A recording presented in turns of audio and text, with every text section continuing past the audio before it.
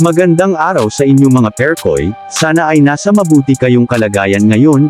Hito na naman ako magbibigay ng maikling komento at reaksyon sa maaring mangyari sa paparating na Game 5 ngayong gabi. Makikita natin sa Game 4, na maganda na ang ipinakitang ball movement nila sa loob ng court, and of course nangalabaw na nga sa ilalim si Junmar Fajardo. Ipinakita nga lang naman niya na siya ay may angas pa rin pagdating sa court, at mali ang mga sabi-sabi na nalalaos na siya ngayon, ang tindi naman talaga ng mga bantay niya sa ilalim, umaabot nga lang naman sa 3 o 4 ang magbabantay niya pag nahawakan niya ang bola sa shaded area. Kaya sino nga, ang di nahihirapan nito? Mga Perkoy, natupad na nga ang mga suggestion natin, na sana ay ipapasok sa laro sina Terence Romeo at Muscleman Vic Manuel. Romeo nga sa kanyang 18 minutes na paglalaro, ay nakapag-ambag naman din siya ng 7 points, 1 rebounds and 3 assists, though mababa ito sa kanyang score dati, pero i-consider natin na kagagaling nga lang naman ito sa kanyang injury.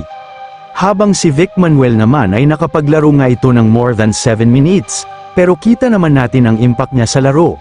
Umiscore nga siya ng 8 points, 2 rebounds at 1 assist, tapos nabigyan din niya ng time si Fajardo para makapag-relax nga ito.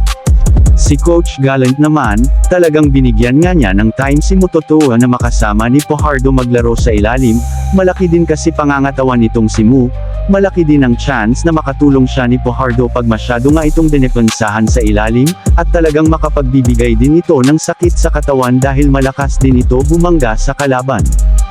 Sakit sa ulo nga itong si Chris Newsom, sa koponan ng SMB, sapagkat di nga nila ito mapigilan at nakapagtala nga ito ng 40 big points, 6 rebounds at 4 assists sa laro. Pangalawa naman si Chris Banchero, nagkakaroon nga ito ng 21 points, 4 rebounds at 1 assist.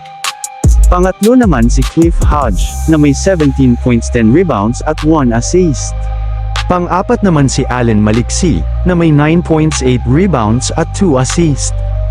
Pang-lima naman si John Quinto, na may 6 points, 3 rebounds at 3 assists. Sa koponan naman ng San Miguel Beerman, nangunguna nga sa paggawa ng puntos itong bigman nila na si Fajardo, na may 28 points, 13 rebounds at 1 assist. Pangalawa nga sa paggawa ng puntos si CJ Perez, na may 22 points, 8 rebounds at 6 assists.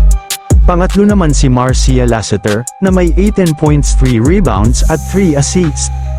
Pang-apat naman si Marshall Lassiter, na may 9 points, 4 rebounds at 0 assist.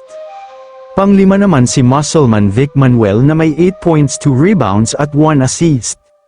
Naitabla nga dito ang series sa 2-2 ang standing sa liga, sa score nga na 111-101, mga Perkoy. Sa Game 5 ngayong gabi, ay aabangan natin tuloy-tuloy na ba ang panalo sa SMBO. Babalik naman ang Meralco, kaya sabay natin tatanawin sa live game mamaya. Maraming salamat po.